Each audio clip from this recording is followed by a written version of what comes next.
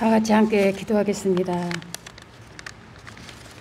생상 회복을 주장하시는 여호와 하나님, 지난 한 주간 동안도 저희들을 평강케 하시고 경건한 삶을 성령 안에서 인도하여 주심을 감사드립니다. 올해의 시작이 엊그저 같은데 벌써 한 해의 절반이 지나고 한여름 삼복 더위에 저희 모두가 용육간에 강건하여 주셔서 늘 건강한 삶을 살게 하여 주시옵소서. 앞으로 살아갈 때에 늘 저희들에게 시련이 닥치더라도 인내의 힘을 주시고 영광의 면류관이 될 수 있도록 주님 붙들어 주시옵소서. 날마다 우리 모두가 사랑으로 하나 되게 하시고 말씀과 진리로 바르게 성장하는 저희 교회가 되게 하여 주시고 전도와 선교에 힘쓸 수 있는 교회가 되게 도와주시옵소서. 코로나19 이후 모든 상황 가운데서 백신 공급이 하루빨리 이루어질 수 있도록 도와주시고 집단 면역이 이루어져 우리 모두가 일상을 회복할 수 있도록 인도하여 주셔서, 또한 변이 바이러스가 또 새롭게 유행한다는데 그 어려운 가운데에서도 저희들이 삶을 지켜주시고 이겨나갈 지혜의 방법을 허락하여 주시옵소서. 이 시간 병마에 싸우고 있는 우리 김유미호 지사님을 기억하시고 사랑의 손길로 치유하여 주셔서 하루빨리 교회하여 주시옵소서. 근무에 있는 자녀나 타지에 있는 자녀들을 주님께서 돌봐주셔서 큰 어려움이 없도록 믿음으로 이겨나가는 자녀들이 되게 붙잡아 주시옵소서. 저희 가정의 기쁨과 평강의 사랑이 넘치는 가정이 되기를 원합니다. 이 시간 말씀을 증거하실 목사님께 진리의 영으로 함께 하옵시고 저희들의 마음을 열어 하늘의 영광 바라보는 시간이 되게 하옵시고 이 자리만 채우는 시간이 되지 않기를 원하오니 은혜의 삶을 마음만 충만하게 주시옵소서. 예배에 참석하지 못한 성도들 주님께서 기억하여 주셔서 어디에서도 무슨 일을 하든지 우리의 동행한 은혜를 받게 하옵시고 이 시간에 사탄의 역사가 없게 하여 주시고 주의 성령이 저희들을 붙들어 인도해 주시옵소서. 이 모든 말씀을 우리 주 예수 그리스도의 이름으로 감사를 기도드립니다. 비가 오고 마음이 좀 몸도 처지고 막 이런 것 같은데 한번 좀 웃어도 옆에 있는 분들이 안 보이실 거예요. 그래도 눈 웃음으로라도 잠깐 인사하면서 함께 잠깐 교제하겠습니다. 주님의 사랑이 함께하기를 바랍니다. 이렇게 한번 서로 교제할까요? 그리고 우리 할렐루야로 한번 크게 주님께 영광을 돌리겠습니다. 같이요. 할렐루야.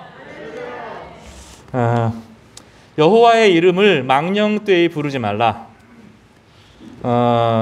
부르라는 겁니까? 부르지 말라는 겁니까? 네, 좀 어렵죠?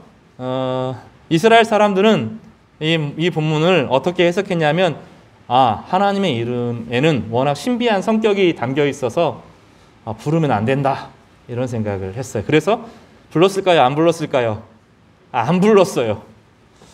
성경에 여호와라고 되어 있는 그 단어가 하나님의 이름입니다. 고유 명사입니다. 근데 성경에 하나님이라는 단어가 있잖아요. 하나님은 그냥 보통 명사예요. 신 이런 뜻입니다. 그건 이름이 아니라 나무, 새, 돌 이런 거는 이름이 그냥 고유 명사가 아니라 이름이죠. 그냥 보통 명사예요. 저는 황성하죠. 황성하라는 것은 고유 명사입니까? 보통 명사입니까? 저 하나밖에 없죠. 여러 이름이 있지만 저를 지칭하는 것은 황성하 고유 명사죠. 하나님의 이름은 여호와, 고유 명사는 여호와예요. 근데 하나님은 보통 명사입니다. 그래서 이스라엘 사람들은 그냥 태초에 하나님이 천지를 창조했다라고 이해를 했지 그분의 이름을 몰랐어요. 그러다가 하나님이 자신의 이름을 최초로 드러낸 사건은 모세입니다. 근데 모세에게 이름을 가르쳐 주셨어요. 나는 여호와다라고 가르쳐 주셨는데 모세는 그 이름을 듣고 나중에 발음하지도 않았고 모세 자신도 발음하지 않았고 성경을 기록할 때도 자음만 4개 쓰고 모음을 이렇게 쓰지 않았어요. 원래 성경은 자음으로만 기록되어 있고 어떻게 발음하는지는 몰라요. 나중에 후대에 발음을 다 발음 기호를 집어넣어서 원래 헬라어 알파벳 밑에다가 그 발음을 어떻게 하는지 점을 가지고 점 하나를 찍고 점 두 개를 찍고 하는 방식으로 히브리서가 기록되어 있어요. 근데 이 여호와라는 단어는 자음만 하나, 둘, 셋, 네 개가 되어 있으면서 자음만 기록되어 있고 모음은 없어요. 그래서 이름이 있어도 부를 수 없는 이름이에요. 이게 왜 중요하냐면 하나님은 사실 이름이 있어도 부를 수가 없어요. 우리가 감히 부를 수 있는 분이 아니에요. 하나님이 우리에게 친근하게 다가오시고 우리 기도를 들으시고 예수 그리스도의 모습으로 우리의 고통을 들으시고 심지어 우리 죄를 다 짊어지시고 십자가에 죽으셨잖아요. 그래서 우리는 예수님이 참 가깝게 느껴져요. 근데 가깝게 느껴지다 보니까 주님을 함부로 여겨요. 주님을 가볍게 대해도 되고 주님이 내 마음을 살피시고 결과적으로 모든 인생을 심판하실 것이라는 것을 잊어버리고 살아요. 결과적으로 우리의 삶을 바라보시고 우리의 삶의 무게를 달아보실 그분이 계시다는 사실을 잊어버리고 살아요. 하나님이 좋기만 해서 무서운지를 잃어버렸어요. 또 하나님은 신비하고 신성한 분이고 아름다움인데 우리가 감히 표현할 수 없는 아름다움이에요. 우리는 큰 폭풍만 떨어지는 것만 봐도 바다가 쫙 펼쳐진 것만 봐도 입을 다물지 못하는데 그런 아름다움이 아니라 온 우주를 창조하신 모든 아름다움에 근원 되시는 하나님이시거든요. 그래서 그분에게 압도당하게 돼요. 근데 우리가 지금 이 신앙생활을 하면서 하나님께 압도당하는 경험을 잃어버린 지 오래가 됐어요. 하나님은 늘 좋기만 하기를 바라고 내 편이 돼주기만을 바라지 그 압도당하는 하나님 너무 커서 그 앞에서 벌벌 떨고 그게 공포이건 아니면 너무 좋아서건 너무 기쁨이 커서든 그 하나님의 크심 앞에서 압도당하는 경험을 하지 않으니 하나님이 가벼워져요. 근데 하나님을 간절히 사모하면 이 경험을 하나님께서 하게 해주세요. 두려움과 함께 기쁨이 함께 와요.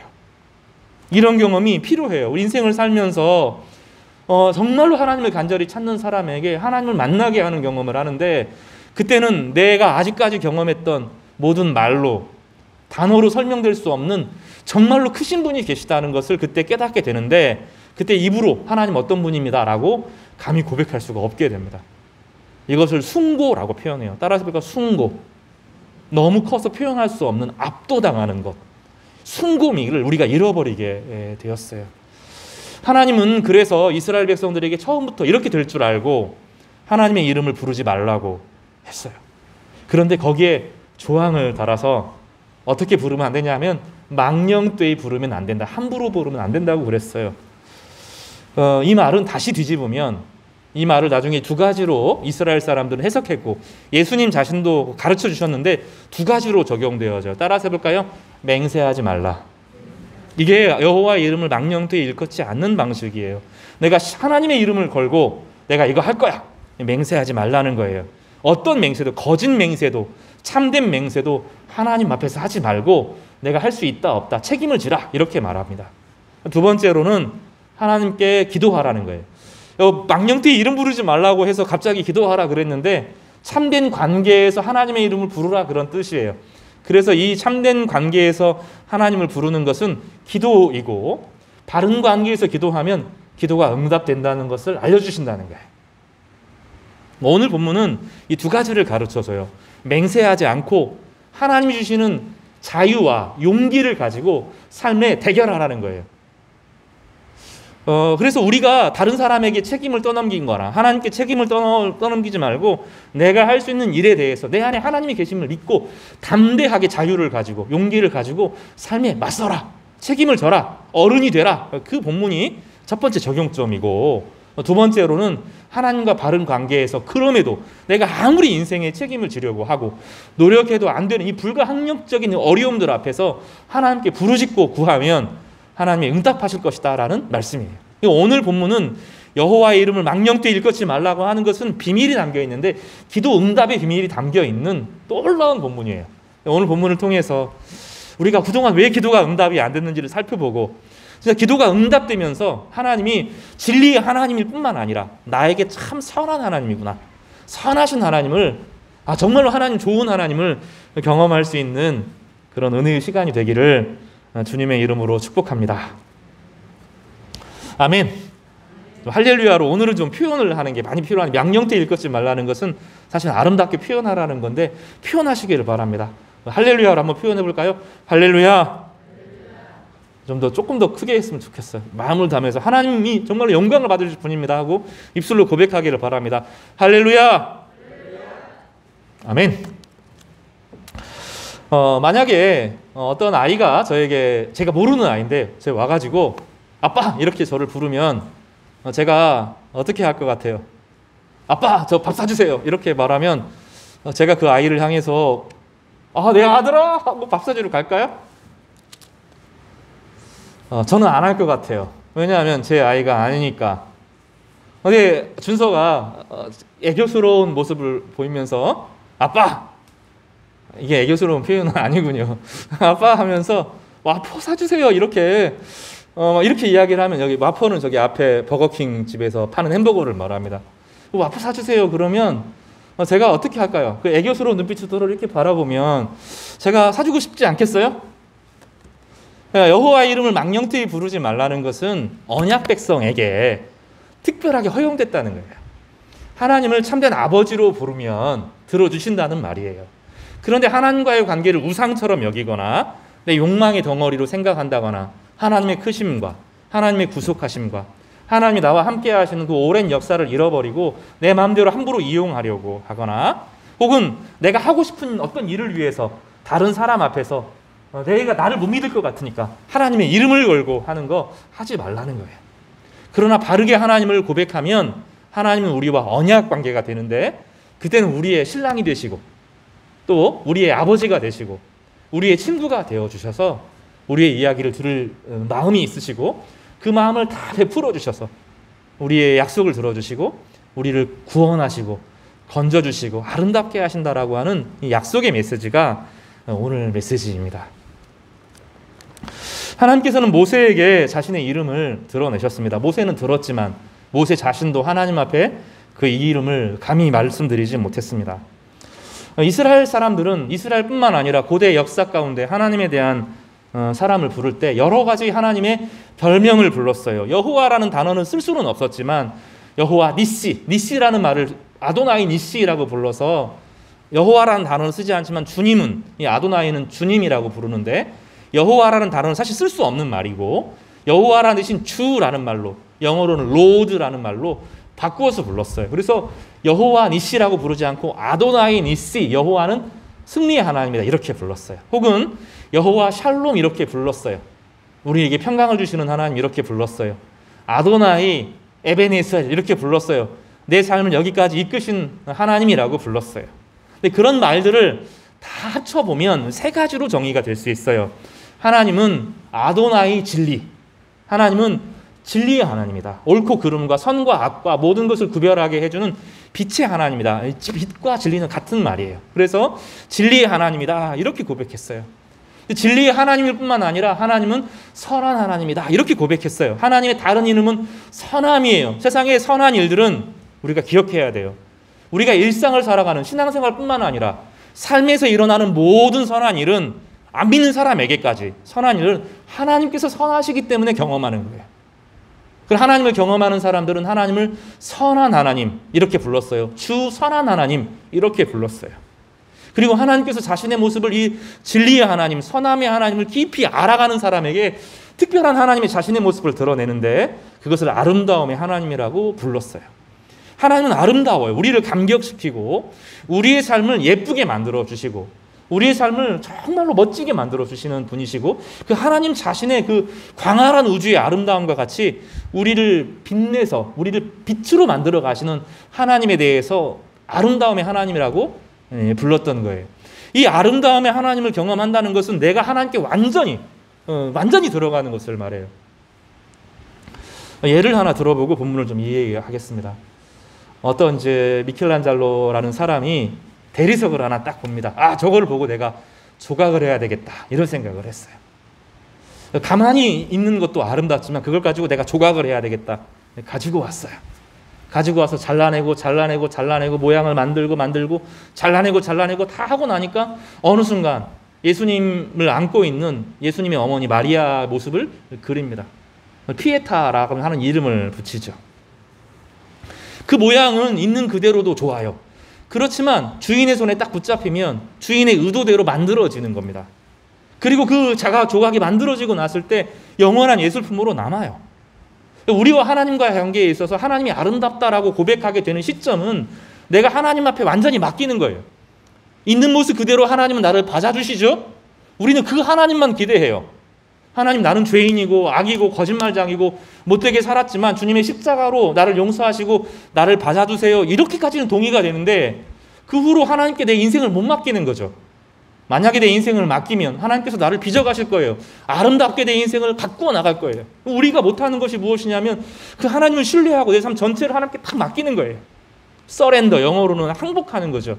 주님 앞에 항복하고 주님을 통해서 주님께서 나를 다스려 주시도록 요청하는 거예요. 요즘 사람들은 거짓말을 해요. 요즘 시대 전체가 거짓말을 해요.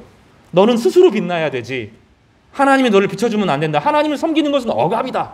교회를 다니는 것은 억압이다. 신앙생활을 하는 것은 억압이고 그 규칙을 지키는 것은 너의 삶을 방해하는 것이다. 너는 자유를 빼앗기는 것이다. 자꾸 거짓말을 해요. 수요일에도 여러 번 말씀하지만 그거 새빨간 거짓말이에요. 비유로 이걸 옛날 사람들은 잘 알았어요. 태양이 환하게 떠 있어요. 그런데 그 태양빛을 받아가지고 어떤 나무는 은행을 열매 맺고 어떤 나무는 지금 감나무 지금 맺을 준비를 하고 있고 봄이 되니까 복사꽃이 막 피고 나중에 복숭아가 열리고 수박이 열리고 저기 교회 앞에 들어오는 수국도 열리고 수국도 피어나고 이 모든 것은 빛을 받아들여서 가능한 거예요. 하나님께 순종하는 것은 우리의 자유를 억압하는 것이 아니라 비로소 세상의 억압에서부터 벗어나고 내 우상에서부터 벗어나고 내 존재를 환하게 밝게 만들어주는 엄청난 사건이 일어나는 거예요. 세상에 속으면 안 돼요. 하나님을 경배하는 것은 너의 인생을 빼앗기는 것이다. 너의 자유를 잃어버리는 것이다가 아니라 오히려 반대예요. 반대. 하나님을 섬기면 섬길수록 하나님을 바르게 알아가면 알아갈수록 세상이 나에게 굴레지어 놓은 모든 억압과 편견과 자유에서 억압과 괴로움에서부터 우리를 벗어나게 하고 비로소 우리의 모습이 우리다워지도록 만들어지는 거예요. 그럴 때 우리는 하나님은 아름답다라고 고백하는 거예요. 여러분, 여러분의 삶이 아름다워지기를 바랍니다. 지금도 아름다워요. 지금도 한 분 한 분 다 예뻐요. 하나님이 있는 모습 그대로 사랑해 주시니까 아름다워요. 그런 하나님께서 우리 삶에서 개입하시기를 원하시고 이거는 죄다. 하지 않았으면 좋겠다. 너 참 이런 거 해봤으면 좋겠다 하고 제안하면 주님, 제가 그렇게 해보겠습니다. 우리 입을 열어서 그분을 찬양하는 역사가 일어나기를 간절히 바랍니다. 이 본문에 있는 여호와 이름을 망령되이 부르지 말라라고 하는 것을 예수님께서는 마태복음 5장 33절과 37절에서 이렇게 말씀하셨어요. 같이 한번 읽어보겠습니다. 마태복음 5장 33절에서부터 37절까지 말씀이에요. 같이요. 찾으셨어요? 같이 읽겠습니다. 시작. 또 옛사람에게 말한 바 헛 맹세를 하지 말고 내 맹세하는 것을 주께 지키라 하였다 하는 것을 너희가 들었으나 나는 너희에게 이르노니 도무지 맹세하지 말지니 하늘로도 하지 말라 이는 하나님의 보좌임이요 땅으로도 하지 말라 이는 하나님의 발등상임이요 예루살렘으로도 하지 말라 이는 큰 임금의 성임이요 내 머리로도 하지 말라 내가 한 터럭도 희고 검게 할 수 없음이라 오직 너희 말은 옳다 아니다 하라 이에서 지나는 것은 악으로부터 나느니라. 이 본문을 예수님의 동생이자 나중에 예수님이 부활하시고 찾아가셔서 그를 이끄시고 그를 인정해 주셨던 그 예수님의 동생 야고보는 이걸 똑같이 이렇게 번역했습니다. 야고보서 5장 12절도 같이 읽겠습니다.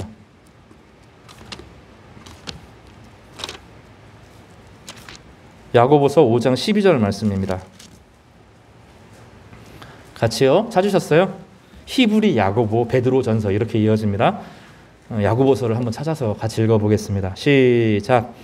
내 형제들아 무엇보다 맹세하지 말지니 하늘로나 땅으로나 아무 다른 것으로도 맹세하지 말고 오직 너희가 그렇다고 생각하는 것은 그렇다 하고 아니라고 생각하는 것은 아니라 하여 정죄 받음을 면하라.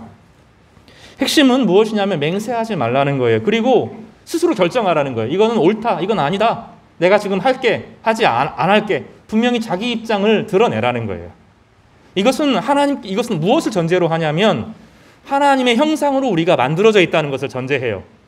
그리고 무언가 당장 뭔가 나는 노력하지 않으면서 뭔가 막 이루어지기를 바라는 그런 심리, 그 도박적인 심리로 종교성을 가지고 하나님을 이용하지 말라는 거예요. 이것은 오히려 역설적으로 하나님 안에서 우리 자신을 믿으라는 말이에요. 하나님 안에 있으면 무엇이든지 할 수 있다는 것을 인정하라는 거예요. 하나님이 우리에게 진리를 주시고 깨달음을 주셔서 우리를 성장시켰어요. 그리고 세상의 헛됨을 보여주셔서 우리에게 무엇을 주시냐면 담대함과 용기를 주었어요. 그래서 믿음의 사람들은 담대함과 용기를 가지고 깨달음을 가지고 거짓과 맞서고 용기 있게 그 일들을 행하는 대범한 사람들이었어요. 여러분, 성경에 가만히 한번 보세요. 모세가 마음이 적은 사람이었어요? 막 두려움에 떠는 사람이었어요? 아니잖아요. 하나님 안에 있으니 파라오랑 대결하면서 담대해지지 않아요?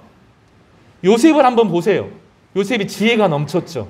그 지혜를 가지고 이집트를 건지죠. 다니엘이 겁이 많은 사람이었어요? 아니었어요. 근데 신앙생활을 잘못하면 자꾸 겁쟁이가 되어져요. 하나님이 해주셔야지 그런 생각을 하면서 어떤 일을 대처하지 못하고 자기 안에 있는 하나님을 알지 못하고 용기 있게 맞서지 못하는 거예요. 그래서 예수님도 그렇고 야고보도 그렇고 옳고 그름에 대해서 스스로 하나님 안에서 이건 옳은 것이고 이건 안 되는 것이고 난 이렇게 할 것이고 태도를 명확하게 하라고 이야기하는 거예요. 이 말은 책임을 지라는 말이에요. 더 이상 어린아이처럼 유치하게 굴지 말고 나는 믿음을 가진 사람이고 믿음을 가진 사람으로서 내가 책임질게 이렇게 하라는 거예요. 성경에서는 대단히 중요하게 생각해요. 우리가 출애굽기를 보면서 그 십계명의 이야기 전까지 우리 여러 번 이야기 들었죠. 하나님이 이스라엘 백성들을 건지실 때 이스라엘 백성들은 아무 노력하지 않아도 됐어요. 그렇죠. 하나님이 10가지 재앙을 막 내려주셨어요. 10가지 재앙 중에 9번째는 흑암이 임하고 10번째는 막 그 아들들, 신으로 섬겼던 아들들이 막 죽어가는 일들이 벌어졌어요. 이스라엘 백성들이 광야로 나올 때 홍해가 갈라지는데 이스라엘 백성들은 아무것도 하지 않고 그냥 나왔어요. 그런데 하나님이 더 이상 신의 그때부터 아말렉 군사들이 쳐들어왔을 때부터 태도를 다르게 하잖아요. 모세가 기도하지만 싸움은 누가 해야 돼요? 막 번개를 내리고 그렇게 이집트 사람들과 대항할 때하고 다르게 하잖아요. 번개를 치게 하고 막 물이 덤벼들고 이렇게 하지 않고 여호수아가 나서서 직접 싸우도록 하셨어요. 하나님 안에서 이길 수 있다는 거예요. 성경에 있는 사람들은 용기 있는 사람들이었어요. 다윗은 용기 있었어요. 골리앗 앞에서 담대했어요. 그리스도인들이 너무 용기가 없어요. 제가 본문을 공부하면서 참 나도 요즘에 이 용기가 많이 없어졌구나라는 생각을 하는데 구약 성경의 사람들은 참 용기 있는 사람들이었어요. 불의를 보면서 대결했고 악이라고 생각하는 것은 이걸 악과 맞섰고 자기가 도와야 될 사람들은 적극적으로 도왔고 하면서 용기를 가지고 그들을 격려하고 세우는 엄청난 일들을 했어요. 그리고 그 전에 하나님께서 하나님 말씀을 깊이 오랫동안 깨닫게 하셔서 선과 악을 구분하고 좋은 것과 안 좋은 것을 구분할 수 있도록 하셨어요. 예수님께서는 이렇게 하셨어요. 너가 내 안에, 내가 너 안에 있으면 이 사람 모든 것을 할 수 있다고. 두려워하지 말고 기도하기만 하라고 이야기하시면서 담대하게 맞서라고 이야기하셨어요. 맹세하지 말라고 하는 것은 자신 안에 있는 하나님을 믿고 담대하게 책임을 지는 인생을 살도록 요청하는 거예요. 그리고 이렇게 말합니다. 맹세하면서 내가 아닌 것보다 더 큰 것을 의지해서 사람들을 현혹시키는 거 하지 말라고 이야기합니다. 내가 하늘을 걸고 맹세해. 근데 하나님께서 온 우주를 창조하신 하나님의 보좌야. 내가 땅을 걸고 이야기해. 우리 부모님의 산소를 걸고 이야기해. 뭐 이런 거 하지 말라는 거예요. 땅은 하나님의 발등상이야. 하나님이 다스리는 통치 공간이야. 네가 감당할 수 있는 게 아니야. 머리를 갖고 내가 내 목을 걸고 내가 이거 할 거야. 그런 거 하지 말라는 거예요. 머리카락 하나도 희게 할 수 없고 머리카락 빠지는 거 하나도 못하는 사람이 네 인생을 네가 책임질 수 막 다 할 수 있는 것처럼 착각하지 말고 그런 걸로 하지 말라는 거예요. 뭐라고 하죠? 지금 책임을 지라는 거예요. 내가 할 수 있는 것을 책임을 딱 담대하게 지고 용기 있게 내가 하겠다고, 내가 어른스럽게 그 일들을 감당하겠다고, 내가 감당할 수 있다고 이야기하라고. 못하는 것은 못하겠다고, 할 수 있는 것은 할 수 있다고, 이것은 옳으니까 내가 하겠다고, 이건 그러기 때문에 하지 않겠다고 비겁하게 책임지지 책임 뒤에서 물러서지 말고 용감하게 그 일에 대해서 책임을 지는 사람으로 서라는 거예요. 비겁하면 안 된다는 거예요. 하나님 백성은 비겁자가 아니라는 거예요. 물러서면서 회의주의하면서 이것도 아니고 저것도 아니고 하지 말고 진리를 명확하게 드러내라는 거예요. 하나님 백성으로 용기 있게 서라고 본문은 우리 가운데 가르쳐 주는 것입니다. 본문은 그래서 이렇게 정리할 수 있어요. 맹세하지 말라는 본문은 진리 안에서 지혜와 용기를 가지고 맞서라고 우리에게 가르쳐 주는 말씀이에요. 여러분 안에 하나님이 계신 걸 믿으시기 바랍니다. 우리가 다 알 수 없어요. 온전히 모든 진리를 알 수 없지만 내가 아는 한에서 난 이렇게 생각합니다 라고 말할 줄 알아야 된다는 거예요. 무엇보다도 여러분 노라고 할 줄 알아야 돼요. 이게 저도 어려워요. 아닌 것을 향하여서 끌려가면서 노라고 말하는 거, 이건 아닙니다, 저는 그렇게 생각하지 않습니다, 이거를 세게 말하는 게 아니에요. 막 나는 아니에요 막 이렇게 할 필요가 없고 내 입장을 조용하게, 저는 거기에는 동의하지 않습니다. 따라서 해볼까요? 저는 아니라고 생각, 진리가 아닌 것에 대해서 막 싸울 필요 없어요. 그거 틀렸다고 말할 필요도 없어요. 따라서 나는 거기에 동의하지 않습니다.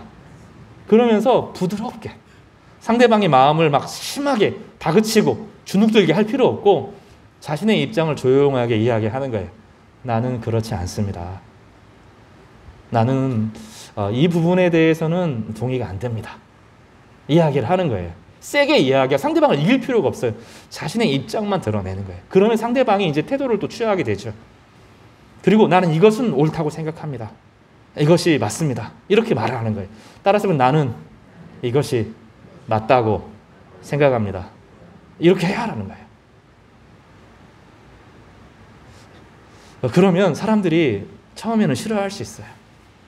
처음에는 거리를 둘 수 있어요. 우리는 그냥 대충 좋은 게 좋은 거고 아닌 게 아닌 거다 하는 것을 좋아할 수 있어요. 시간이 지나면 그 사람은 신뢰하게 됩니다.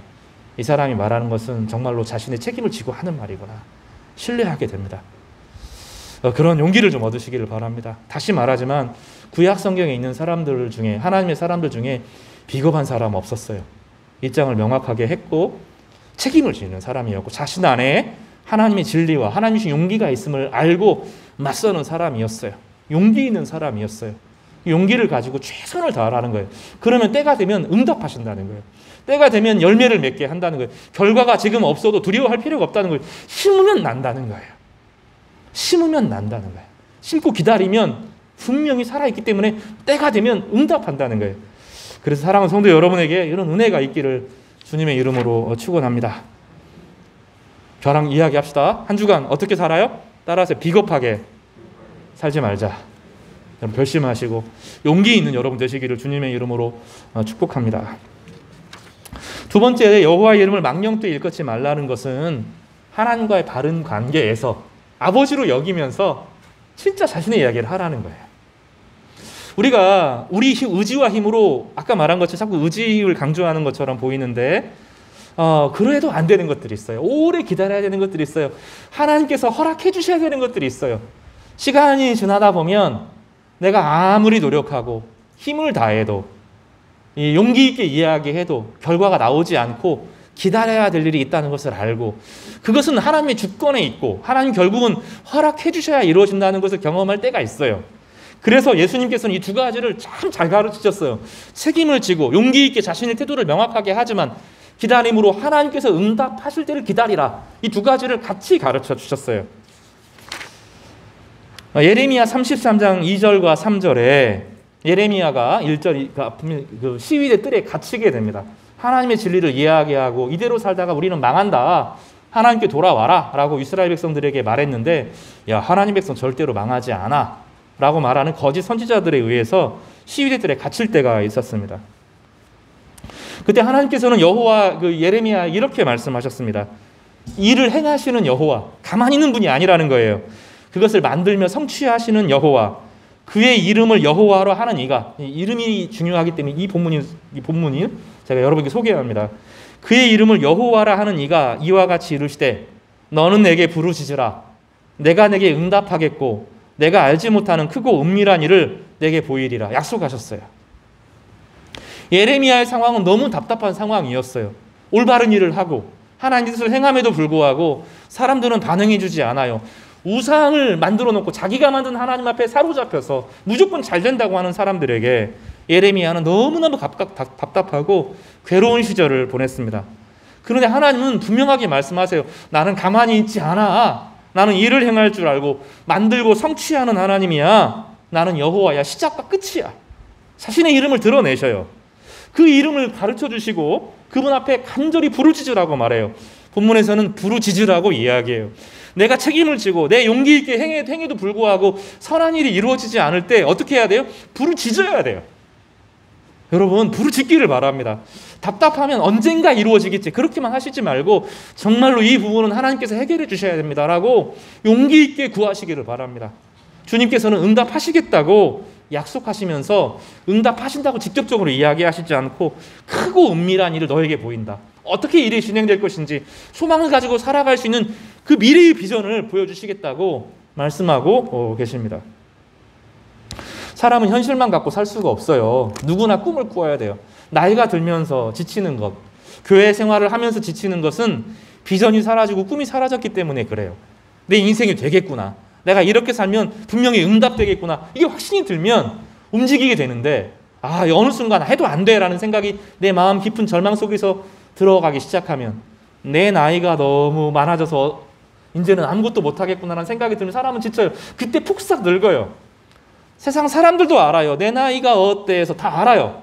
성경에 보면 나이 많은 사람들이 그 꿈을 가지고 환상을 가지고 노력을 하면서 자신의 일을 성취한 엄청나게 많은 사람들이 나와요.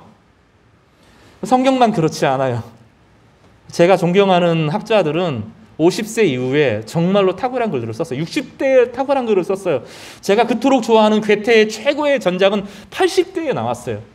여러분 알 거예요. 글을 쓰는 사람들은 40대 넘어가면 지력이 약해지고 책 읽기가 힘들어지고 50살 넘어가면 노안이 와서 책을 읽고 글을 쓰는 게 어렵다는 건 알 거예요. 생각이 지친다는 것을 알 거예요. 늙지 않는 사람이 그런데 있어요.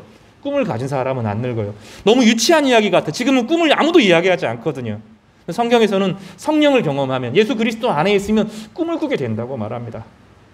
나이가 드는데 꿈을 꾸고 젊은 사람들은 환상을 보고 허무맹랑한 이 세상에서 이루어지질 않은 자유와 평화의 그 나라를 본다는 거예요. 어린 아이들은 말씀을 해석하게 된다는 거예요. 그러니까 신앙의 어린 단계는 말씀을 읽고 나이가 어린 게 아니라 말씀을 읽고 이 말씀이 이런 뜻이구나 하여 어린 단계입니다. 그런데 그 말씀을 읽고 깊이 사모하다 보면 어느 순간 하나님 안에서 내가 할 수 있겠구나 하고 허무맹랑해 보이지만 도전할 수 있는 용기를 갖게 되는데 환상을 보는 겁니다.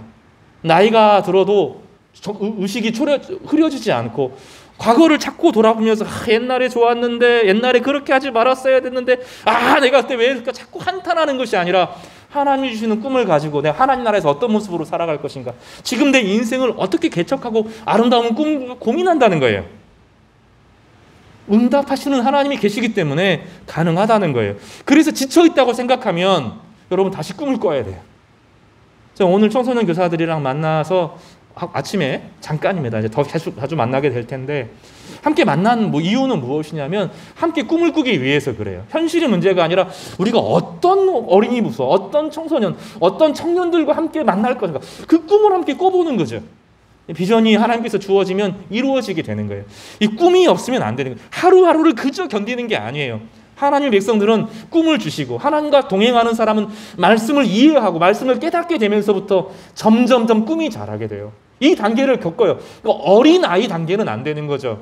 어린아이들은 성경을 읽고 예언을 하는 단계. 예언을 한다는 것은 미래를 본다는 게 아니라 말씀을 해석하는 거예요. 말씀을 해석하고 적용하는 단계, 최초에 적용하는 단계, 그 어린아이 단계를 지나서 청년기처럼 하나님 앞에서 도전하고 책임을 지고 나중에 비전으로 삼아서 다른 사람을 설득하는 이 단계를 거쳐야 된다는 거죠.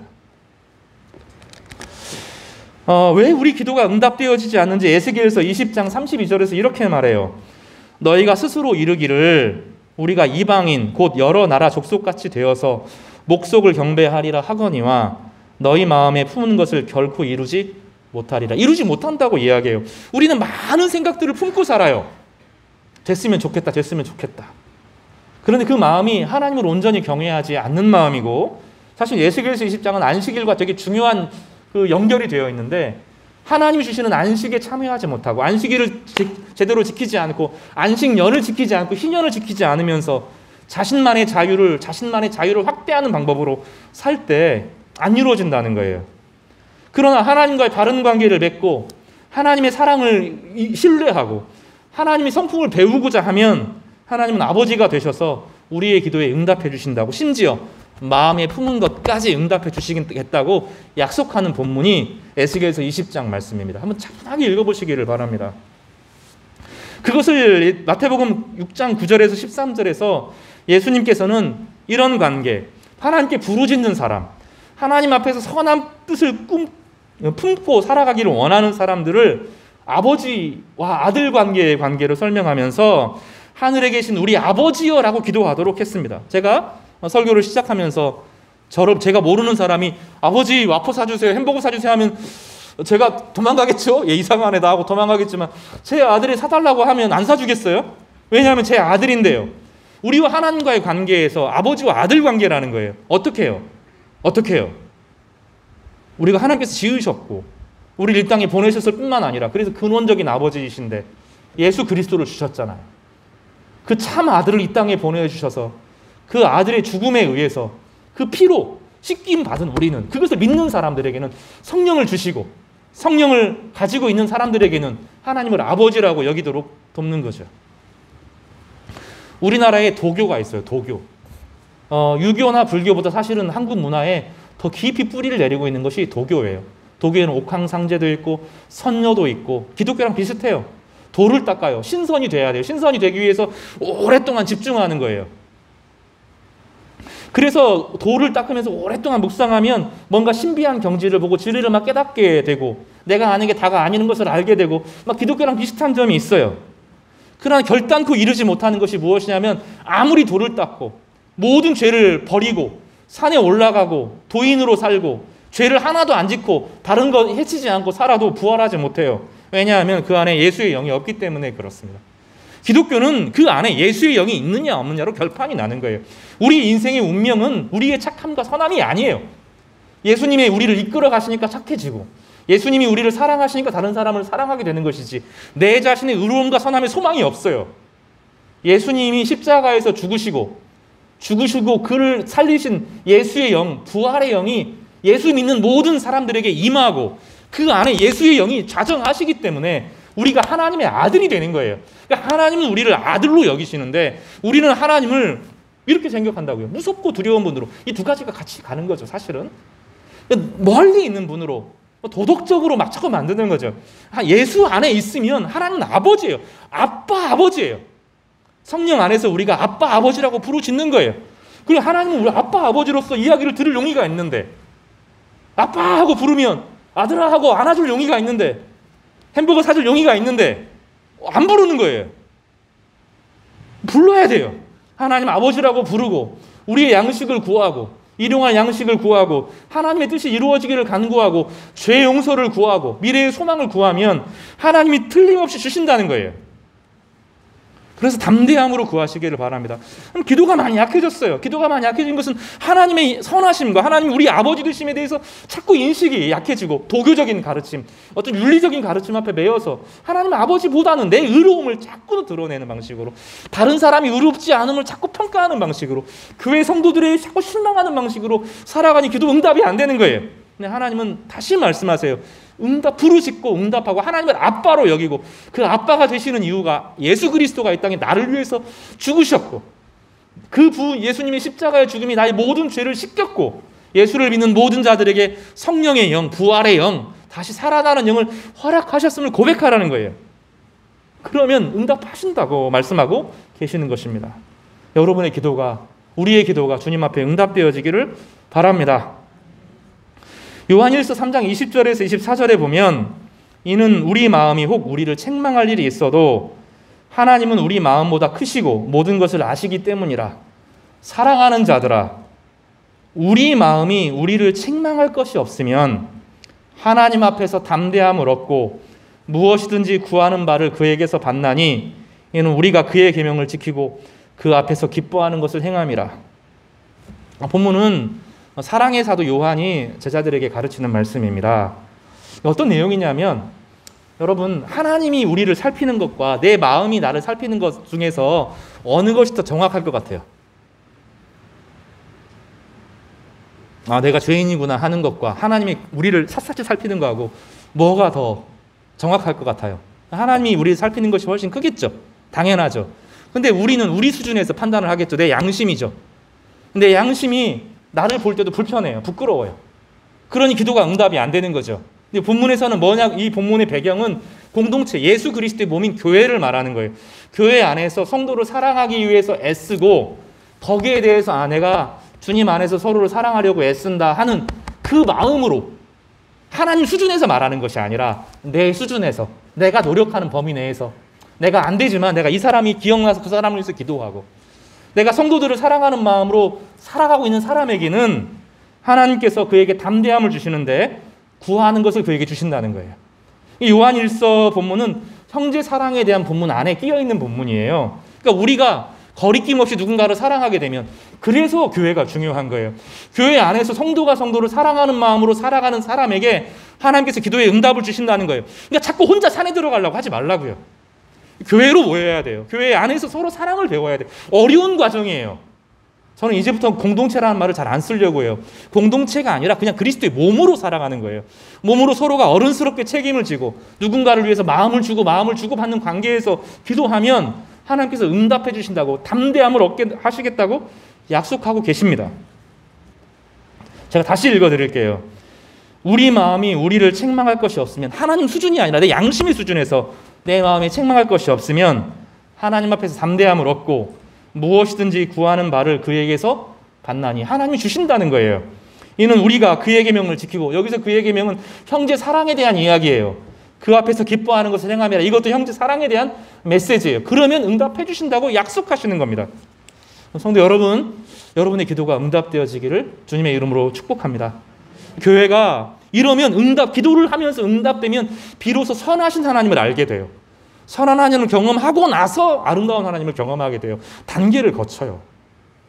진리의 하나님을 듣고 말씀을 깊이 깨달으면서 이 진리의 하나님이 내 기도에 응답하신다는 그 구체적인 경험을 통해서 하나님을 체험하게 되면 그 믿음을 통해서, 그 계기를 통해서 하나님께 내 인생을 점점점 맡기게 되는데, 그때 우리의 인생은 빛나는 인생으로 아름다워지게 되는 것입니다. 한 가지만 간단하게 말씀드리고 마칠게요. 입에 대한 이야기죠. 하나님의 이름을 망령되이 일컫지 말라. 함부로 굴면 맹세하지 말라. 두 번째는 뭐였어요? 기도의 응답. 기도로 하나님께 나아가라. 하나님을 아버지로 믿고 기도하라 그랬죠. 세 번째로는 우리 입술은 하나님을 영화스럽게 하기 위해서 중요한 역할을 한다는 거예요. 입은 의사소통의 도구로 서로의 마음을 주고받는 관계로 기도의 응답을 통해서만 주어지는 것이 아니죠. 그것만 있는 것이 아니라 우리 입은 독특한 능력을 하나 행하는데 무엇이에요? 찬양할 수 있는 거예요. 야고보서 3장 8절에서 10절은 우리 입으로 하나님의 형상대로 지음받은 사람을 저주하는데 한 입에서 찬송과 저주가 나오는구나, 이렇게 말해요. 무슨 얘기냐면 원래 입은 찬송을 위해서 하나님을 영화스럽게 위해서 중요한 역할을 한다는 거예요. 그것만이 아니라 아주 중요한 역할을 한다는 거예요. 하나님을 찬양하는 마음으로 다른 사람들에게 자신의 입술을 쓰라는 거예요. 본질은 형제 사랑에 대한 이야기를 하지만 그 본문 안에서 더 본질적인 것, 찬양이 얼마나 중요한지를 말하는 거예요. 사도행전 16장 25절과 26절에 찬양의 권능에 대해서 이야기해요. 밤중쯤 되어 바울과 실라가 기도하고 하나님을 찬미하며 죄수들이 듣더라. 이에 후련히 큰 지진이 나서 옥토가 움직이고 문이 다 열리고 모든 사람의 매인 것이 다 벗어진지라. 이것은 사도 바울과 실라가 큰 일을, 기적을 행하고 나서 억울하게 감옥에 갇혀 있을 때 실망하지 않고 하나님을 찬양할 때 일어난 기적을 보여줘요. 찬양을 하는데 온 입술로 찬양을 하고, 악기는 없지만 사실 성경에 여러 부분에 악기로 찬양하는 것들이 나오죠. 온 힘을 가지고 하나님을 찬양하니까 어떤 일이 벌어져요? 바울과 실라의 착고만 풀어진 게 아니에요. 거기에 있는 모든 사람의 착고가 다 풀어지고 감옥 문이 흔들려서 풀어지는 역사가 일어나는 거죠. 찬양은 풀어놔요. 억압에서 풀어내요. 제가 수요 예배가 너무 고마워요. 주일 예배 드릴 때 좀 예배 드리기 전에 찬양하는 게 좀 힘들어요. 왜냐하면 겨우겨우 교회에 오거든요. 겨우겨우 예배에 와요. 겨우겨우 밑에서 커피 한 잔 마시고 시간 보내면서 마음 추스려요. 왜냐하면 교회에 오는 예배 드리는 게 그렇게 부담스럽거든요. 수요일에 좀 사람들이 달라졌어요. 마음을 모아서 일찍 와요. 찬양을 준비해요. 온 힘을 다해서 찬양을 하기 시작해요. 감동이 움직여요. 감동 있는 찬양이 있으니까 제 삶이 변해요. 수요 예배가 제 삶을 조금씩 바꾸고 있어요. 같이 어울리는 말씀의 선포의 문제가 아니라 사람들이 함께 모여서 몇 곡 되지 않지만 진심으로 찬양하니 풀리는 역사가 일어나요. 중독이 벗어나고 두려움이 사라지고 하는 일들이 수요 예배에서 벌어지고 있어요. 찬양은 그런 거예요. 진실한 찬양을 드리면 풀려나요. 자신의 삶에 억울하고 분하고 괴롭고 슬프고 가득할 때 문제를 풀려고 아무리 노력해도 더 늦게 빠질 때가 있거든요. 그때 해야 될 것은 찬양하는 거예요. 찬양은 회복되도록 하나님께서 허락해 주셔야 되는 건데 이 일들이 벌어지는 거예요. 함께 모여서 찬양하고 기도로 나아가는 때 하나님은 이 모든 억압에서 우리를 풀려주시는 권능을 베풀어 주세요. 여기서는 권능이 나타나게 돼요. 우리 입을 열어서 하나님을 찬양할 때, 또 성도들이 함께 모여서 찬양을 할 때 권능이 부어져요. 내가 하지 못했던 것들이 이루어져요. 제가 가만히 생각해 봐요. 청소년, 제가 이제 대구에서 청소년 사역을 할 때 친구들이거든요. 고등학교 2학년, 3학년 아이들이에요. 근데 고등학교 2학년, 3학년 애들 공부 잘하는 애들도 많았거든요. 근데 걔 아이들이 그 주일에, 토요일에 그 주일 예배 찬양을 준비하기 위해서 상당히 오랜 시간을 썼어요. 공부할 시간이 없는 것처럼 오랜 시간을 허비하는 것처럼 보였어요. 그런 집중력을 잃지 않고 자기가 원하는 거 다 이루더라고요. 최근에 한 친구는 저한테 이제 연락이 왔는데 항공대 졸업을 하고 연구원으로 이제 어디서 근무하게 되었다고 이야기하면서 저에게 메일을 보내고 자신의 하나님 이끄심을 보여준 친구가 있어요. 베이스 기타를 기가 막히게 독학하면서 치는 친구였는데 찬양을 너무너무 좋아했어요. 찬양은 우리에게 권능을 부어줘요. 찬양은 좀 다른 거예요. 찬양은 이성적인 막 이런 게 아니라 우리에게 힘으로 다가와요. 그래서 내가 알지 못했던 나를 무의식상에서 삶의 규칙으로 꽉 붙들어 매고 있었던 그 억압들을 탁 풀어주는 엄청난 힘을 발휘해요. 성가대가 나중에 회복될 때는 준비해서 해야 돼요. 오랫동안 준비해서 열심히 연습을 하면 삶에서 달라져요. 성가대 문제가 아니라 삶에서 권능을 발휘하게 돼요. 우리 안에 교회가 찬양이 정말 회복되었으면 좋겠어요. 수요 예배뿐만 아니라 주일 오전 예배 드릴 때 찬양 하나하나가 진실함으로 집중해서 불러야 돼요. 하나님의 은혜를 고백하고 그 선포하게 될 때, 또 악기를 들여서 마음을 모아서 함께 찬양하게 될 때 하나님은 힘을 주세요. 거기서 권능을 베풀어 주시는 거예요. 오늘 본문의 사도행전에 있는 것처럼 우리 입술은 그럴 때, 하나님을 예배할 때 비로소 우리 자신을 드러내게 되는데 그때 우리 삶에 온전한 변화가 일어나게 되는 것입니다. 말씀 정리하겠습니다. 오늘 하나님의 이름은 사실 이 입술로 표현할 수 없는 이름이에요. 그런데 하나님께서는 자신의 자녀들에게 그 이름을 합당하게 부를 수 있도록, 특히 아빠라고 부를 수 있는 특권을 주셨어요. 이건 엄청난 특권입니다. 그런데 하나님 백성들이 그 특권을 낭비합니다. 버립니다. 아무것도 아닌 걸로 착각하게 부르짖고 않고 냉소적으로 세상을 살아가면서 하나님이 주신 능력을 살아가지 않으면서 세상에서 찢기고 온갖 구박을 당하고 비겁하게 살아갑니다. 하나님 다시 일어서도록 우리에게 요청을 하고 기도하면 들으시겠다고. 사랑하는 마음으로 살면 내가 듣고 응답하겠다고 약속하고 계십니다. 하나님의 이름을 망령되이 부르지 말라라고 말하는 다른 말은 진실로 하나님의 자녀들만 부를 수 있는 독특한 이름, 예수의 이름을 우리 가운데 주셨다는 것을 선언하고 선포하는 메시지입니다. 우리 한 주간을 지내면서 그 예수의 이름을 부르며 예수의 이름과 함께 동행하며 하나님 안에서 함께 꿈을 꾸고 삶을 이루고 성취하는 우리 지혜롭고 용기 있는 송악의 성도님 되시기를 주님의 이름으로